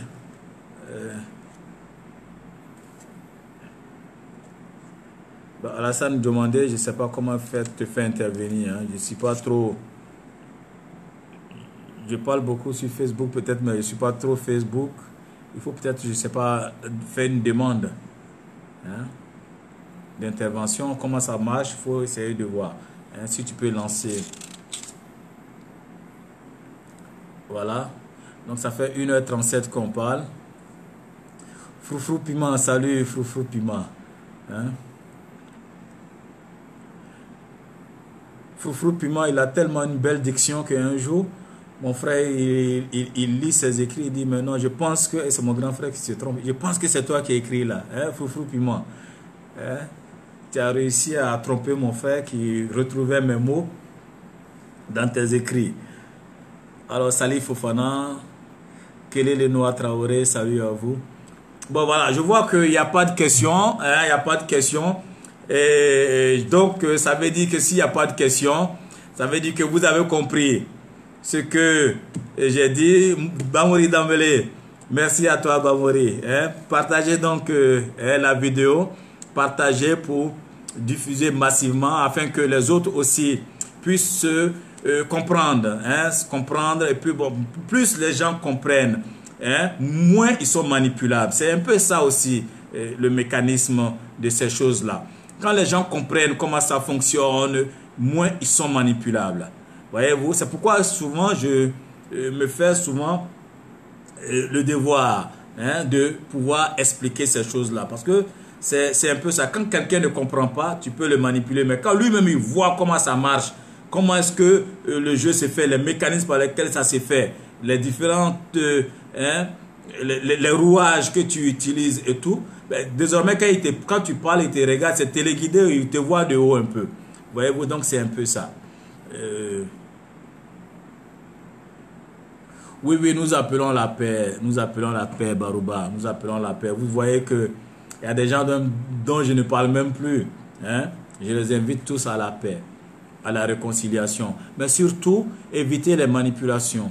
Éviter les manipulations. Parce que ça aussi, si on ne forme pas nos compatriotes sur ces questions-là, ces notions, ces concepts qui sont utilisés. Parce que c'est des gens rusés qui les utilisent. Voyez-vous, si on ne utilise pas l'information, si on ne communique pas, si on n'explique pas, il y a des esprits faibles qui peuvent manipuler. Donc, c'est à nous de décortiquer, de déconstruire tout ça, pour montrer tout ça dans sa nudité. Ça aussi, c'est notre contribution, d'une certaine façon, à la paix et à la réconciliation. Alors, Vakaba, je pense que de ma position où je suis, je contribue à éveiller les consciences dans le peuple aussi. Hein? Vakaba qui dit on a besoin de toi au RDR. Je contribue à éveiller le peuple. Je contribue à faire avancer aussi la nation.